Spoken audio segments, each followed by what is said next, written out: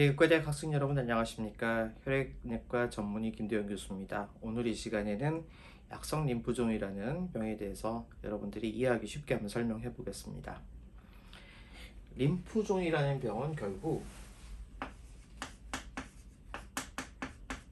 림프구에 생기는 혈액암입니다. 근데 이거를 이해하시려면은 우리가 림프구라는 게 어떻게 해서 성숙하게 되어 있는지를 이해하셔야 되는데, 우리 맨 처음에 시작하는 조혈모 세포가 골수구 계통으로 나뉘고, 이것이 나중에 백혈구, 혈소판 이런 종류로 성숙을 하고요. 백혈구 중에서는 특히 호중구, 과립구 계통으로 성숙을 하죠. 적혈구도 여기서 만들어집니다.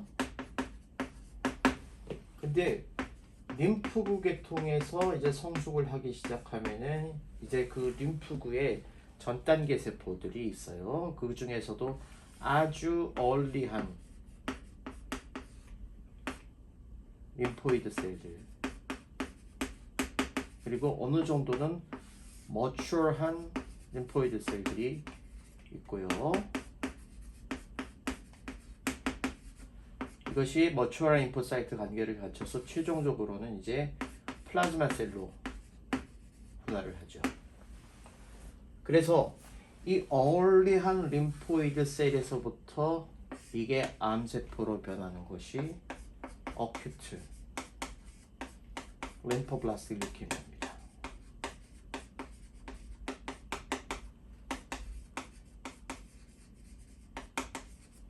이 머추어 림포사이트도 두 종류로 나뉘어질 수 있는데, 이것도 약간 더 덜 머추어한 상태에서 이제 분화가 되는 것과 머추어한 상태에서 되는 것이 있는데, 머추어한 상태에서 되는 것이 크로닉 림포이드 루케미아죠.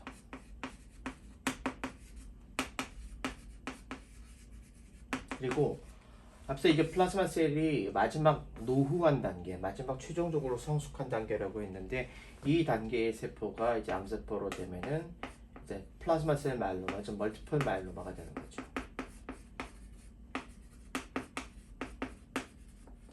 그럼 머추어 림포사이트와 어울리 림포사이트의 중간 정도 단계에서, 아직은 머추어 림포사이트 단계까지는 아닌데 그래도 어울리 림포사이트 정도는 벗어난 단계에 있는 이런 세포들이 만약에 암세포로 변하게 되면은 되게 이런 것들이 림프종이 됩니다. 림포마가 되는 거죠. 그래서 이 림포마는 사실은 굉장히 종류가 많습니다. 우리가 이제 WHO 분류법만 하더라도 그 안에 들어가 있는 림포마의 종류가 보통 50, 60가지가 됩니다. 대개 임상 양상은 림프구 종절이가 가장 크죠. 림프절이 커집니다. 근데 이 림프절이라는 게 우리 몸에 어디든지 다 있잖아요. 목에도 있고 겨드랑이에도 있고 가슴 안에도 있고 사타구니에도 있고, 이런 데에 있는 림프절들이 대개는 덩어리를 쪄서 커지게 됩니다. 이때 커질 때 보면은 이 림프절의 크기가 일반 염증하고는 달리 대개는 딱딱하고, 물론 이 딱딱하다는 게 고형암이 림프절에 전이됐을 때와는 좀 다르게 그래도 약간은 좀 물렁한 느낌은 있고, 되게 표면이 이제 스무스, 매끈하고 아직은 움직입니다. 또 이게 덩어리가 여러 개가 뭉쳐서 큰 덩어리를 만들기도 합니다만, 대개는 그 경계가 잘 지어지고, 제일 중요한 특징은 염증이나 결핵과는 다른 특징이 있다면은 이 자체가 아프진 않습니다. 넌 텐더하다는 거죠. 그리고 되게 이런 림프절 종대가 있으면서 B 심프톰이라는 것이 같이 올 수가 있는데, B 심프톰이 오기도 하고 안 오기도 하는데, B 심프톰이 어떤 거냐면은 체중이 줄어들고 열이 나고 그리고 땀이 나는 이 세 가지 증상입니다. 되게 체중이 준다는 것은 자기의 원래 표준적인 체중에서 10% 이상 지난 6개월 사이에 줄어든 것이 의미 있게 체중 감소가 있다고 하고요.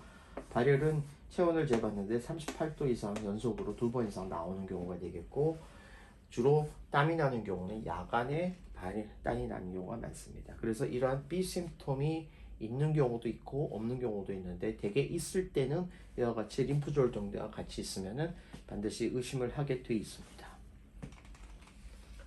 그래서 대부분의 환자들은 림프절이 커져 있다, 목의 덩어리가 만져진다, 겨드랑이나 사타구니에 뭔가 만져진다 해서 오는 경우도 있고, 환자들에 따라서는 이와 같이 열이 많이 난다든지 체중이 빠진다든지 식은땀이 이유 없이 계속 난다든지 이런 증상 때문에 오는 경우도 있죠. 그래서 이 환자들에게 림프절이 커져 있는지를 피지컬 이그점을 해서 보면은 어딘가 림프절이 커져 있는 경우가 있고, 이러한 조건을 만족을 하면은 이게 염증이 아니고 아마 림프절이 자체가 분명히 림포마의 가능성이 있겠다 싶으면은 여기에 대해서 CT를 찍어보거나 또는 초음파를 해봐서 확인을 해보고, 특히 CT를 통해서 림포마의 가능성이 있다 그러면은 이제 조직 검사를 하는 것이 1번입니다. 조직 검사를 할 때 림프종에 대한 조직 검사는 만약 임파선이 이렇게 있다면 이걸 바늘로 찌르는 니들 바이옵시라는 것도 있고요.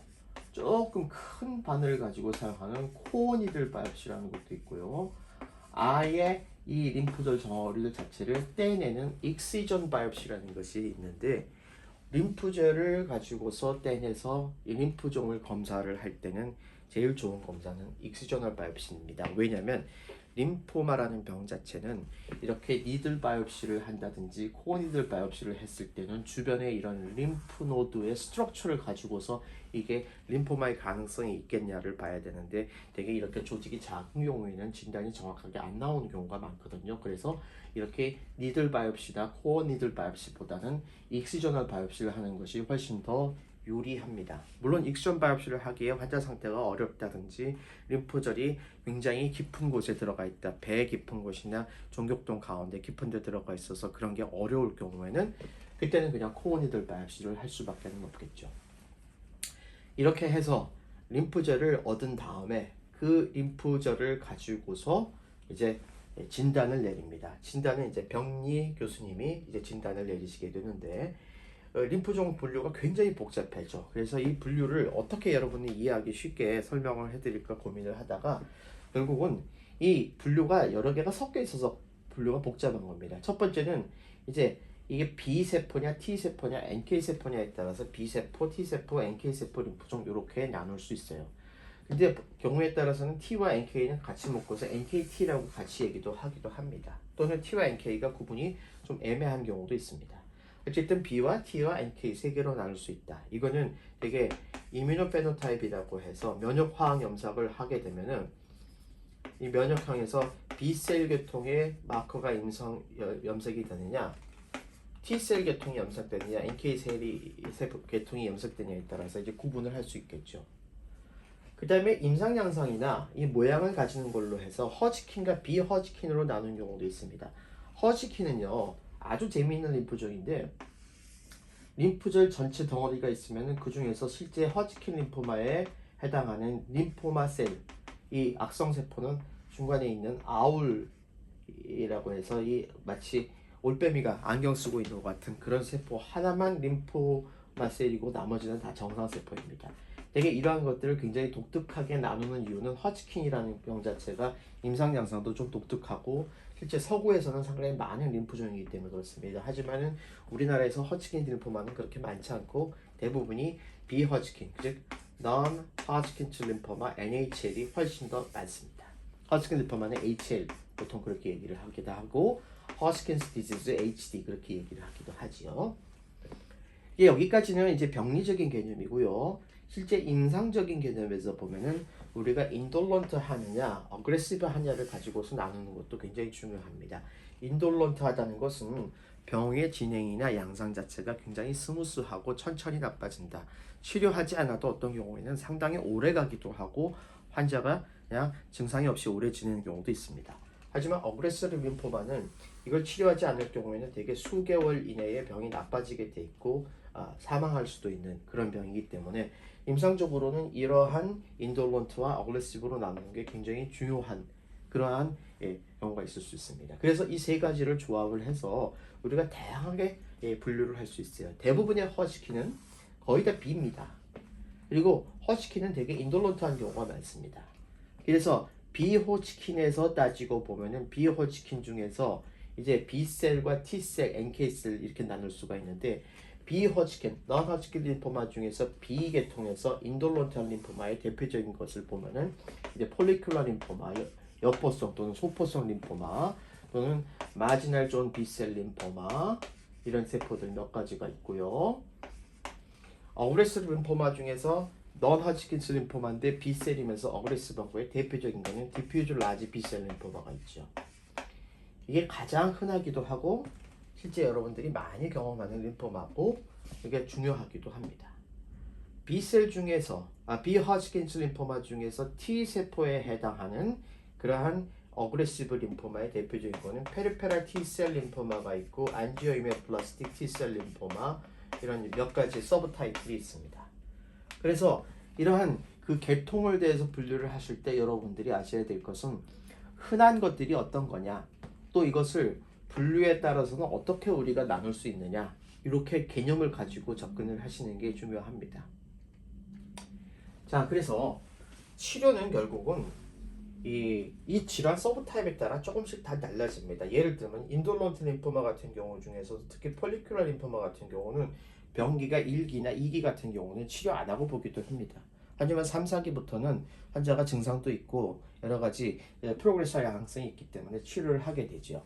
결국은 항암 화학요법이 가장 중요한 치료인데 이 치료를 하기 전에 우리가 병기를 반드시 확인을 해야 되는데 병기를 확인을 할 때에 보통 예전에 이 하스킨스 림포마에서 썼던 애나버 스테이지라는 걸 쓰는데요.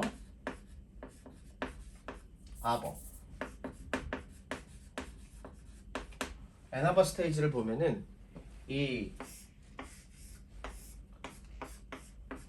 다이아프램을 경계로 해서 다이아프램 위쪽이나 아래쪽에 한 군데에만 있을 경우는 스테이지 1, 다이아프램 위쪽이나 아래쪽으로 해서 한쪽에만 두 군데 이상의 그룹이 있을 때를 스테이지 2, 만약에 다이아프램 위쪽이 돼 있고 아래쪽이 있다 그러면 스테이지 3, 골수나 간과 같은 익스트라노달한, 익스트라메둘라리한 침범이 있다 이럴 때는 스테이지 4가 됩니다. 그래서 1기, 2기, 3기, 4기에 따라서 각각 치료에 대한 지침도 달라지고 병에 대한 예후도 달라집니다. 따라서 병기 설정을 할 때 꼭 필요한 것은 첫 번째는 림프종에 대한 조직학적 진단이 1번, 두 번째는 골수 검사가 필요한 경우가 있고요.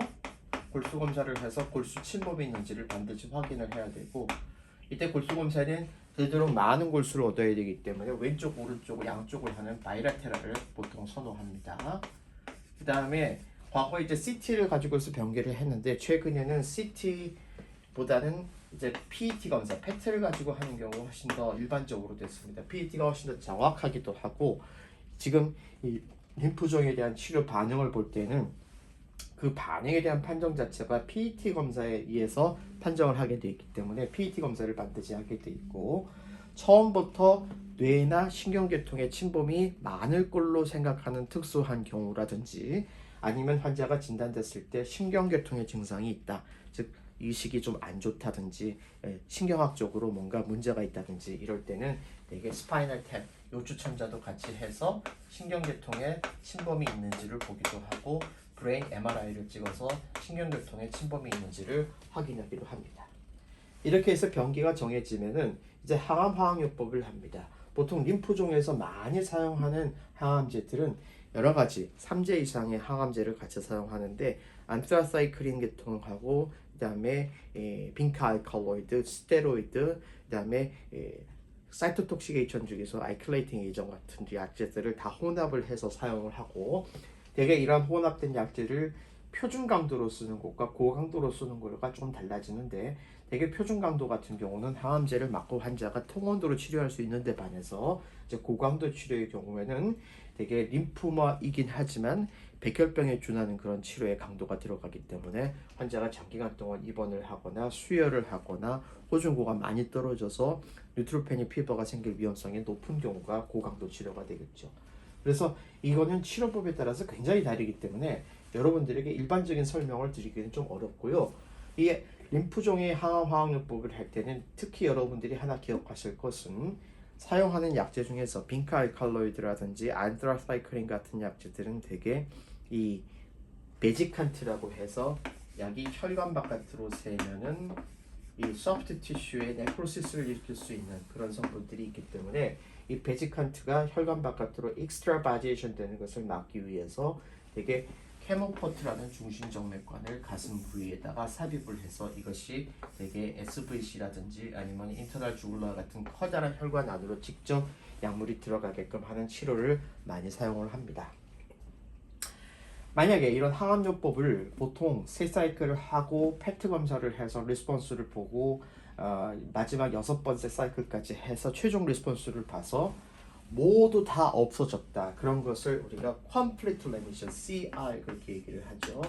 물론 CR이 됐다고 해서 이게 완치는 아닙니다. CR이 된 상태에서 5년 이상 재발이 없이 쭉 환자가 유지를 해줘야 완치가 되는 거죠. 하지만 만약에 진단 당시에 이 환자가 재발할 위험성이 높다든지 또는 이 T셀 림프종처럼 처음부터 재발 위험이 높은 서브타입이거나 아니면 B셀 림프종 중에서도 어그레시브한 타입이면서 스테이지가 3, 4 이상으로 높거나 LDH 수치가 높거나 해서 이 사람이 재발될 위험이 높겠다 할 경우에는 처음부터 자가조혈모세포 이식을 같이 해서 공부요법을 강하게 하기도 합니다. 하지만 일반적인 경우는 대개 6사이클만 항암 치료를 하고 그 다음에 환자를 3개월마다 한 번씩 또는 6개월마다 한 번씩 CT를 계속 확인을 하면서 이 환자가 혹시 프로그레스 하는지를 보다가 만약에 프로그레스 하게 되면은 그 다음에는 처음에 했던 항암 화학요법을 다른 종류의 약제로 바꿔서 다시 한번 항암 치료를 하고 그 상태에서 종양세포가 절반 이하로 줄어드는 파샬 레미션 상태가 되면은 그 다음에 자가조혈모세포 이식을 하는 것이 가능합니다. 자가조혈모세포 이식을 해야지만 그 단계에서 완치가 되고요. 만약 자가조혈모세포 이식까지 했는데도 또 재발을 한다 그러면 일부 선택적인 환자에 대해서는 다시 항암 치료를 하고 파셜 레미션 이상이 온 다음에는 동종조혈모세포 이식까지도 진행을 할 수가 있습니다. 네, 그럼 정리하겠습니다. 림프종이라는 병은 이와 같이 조혈모세포가 골수구와 림프구 계통의 세포로 분화할 때에 이게 분화되는 과정에서 early lymphoid 셀이 만약에 malignant 셀이 되면은 되게 acute lymphoblastic leukemia가 되고 이제 mature한 플라즈마 셀이 malignant 셀이 되면 multiple myeloma 되는데 이 mature한 lymphoid 셀 자체가 malignant 셀이 되면은 chronic lymphoid leukemia가 되지만 그 전 단계에 있는 세포들이 만약에 말리그난트 셀이 되면은 림프종이 됩니다. 림프종은 상당히 많은 종류의 서브타입들이 있고요. 대부분의 임상 양상들을 보면은 이렇게 림프절이 커지는데 림프절이 염증일 때와는 달리 딱딱하고 매끈하고 움직이고 중요한 것은 만졌을 때 아프지 않다. 그래서 이러한 림프절이 만져지면서 혹시 B 심프톰이라고 해서 환자가 체중이 10% 이상 줄거나 38도 이상의 열이 있거나 식은땀이 나는 그런 증상이 있으면 B 심프톰이라고 얘기를 하고 이런 것들이 있을 때 환자를 림포마로 의심을 해서 바이옵시를 하게 되는데 바이옵시는 니들로 찌르는 바이옵시, 코어니들 바이옵시, 그다음에 익스저널 바이옵시 세 가지가 있고 사실 정확하게 우리가 진단을 내릴 수 있는 건 익스저널 바이옵시가 제일 좋다. 분류는 이 서브타입에 따라서 이뮤노페노타입의 결과에 따라서 B세포 계통이냐 T세포냐 NK냐에 따라서 나눌 수도 있고 전통적으로 하던 방식에는 하드스킨과 비허드스킨으로 나눌 수도 있는데 우리나라에서 흔한 유형은 비허드스킨이 훨씬 더 흔하다. 이 B셀과 T셀에 보면은 미국에서는 서구에서는 B셀이 80대 T셀이 20%로 B셀이 훨씬 많은데 우리나라에서는 한 60대 40 정도로 T세포도 상당히 많은 그런 분포를 보입니다. 임상적으로는 인돌런트하게 천천히 가느냐 어그레시브하게 빨리 나빠지냐에 따라서 나눌 수가 있고 이 세 가지 기준을 가지고서 림프종을 여러 가지로 분류하는데 예를 들어서 인돌런트한 비허지킨츠 림포마 B셀 타입이다. 그 중에 대표적인 건 폴리큘라 림포마, 마지널 존 B셀 림포마 같은 것이 있고 어그레시브한 비림포이드, 비화지킨츠 림포마 하면은 디퓨즈 라지 B셀이 제일 흔하고 어그레시브한 T세포 비화지킨 림포종일 경우에 PTCL이나 엔지오미오블라스틱 T셀 림포마, 아나플라스틱 라지셀 림포마 같은 것들이 있다. 이렇게 이해하시면 되겠고요.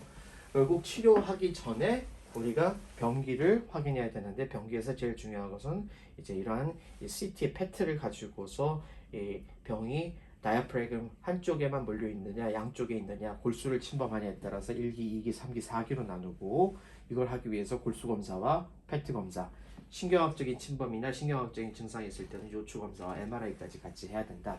그리고 이 병기에 따라서 진단이 이제 되고 병기가 설정이 되면은 이제 각 질환 타입에 따라서 치료를 하게 되는데 치료할 때 제일 중요한 것은 항암화학요법이고 여러 개의 약제를 섞은 약을 사용을 하는데 그 중에서 특히 빈카 알칼로이드나 안스라사이클린 계통의 약제는 베지칸티이기 때문에 약이 혈관 밖으로 새서 스킨 소프트 티슈 네크로시스가 되는 걸 막기 위해서 이와 같이 중심적 맥과는 케모포트라는 걸 잘 사용한다. 환자가 6사이클까지 하고 완전히 없어지면 컴플리트 레미션이 된 상태에서 경과를 보지만 이 이후에 재발을 했다든지 처음부터 재발할 위험성이 높은 환자는 자가조혈모세포 이식을 할 수도 있고 자가조혈모세포 이식 이후에도 또 재발할 경우에는 동종조혈모세포 이식까지 할 수 있다. 이렇게 이해하시면 되겠습니다.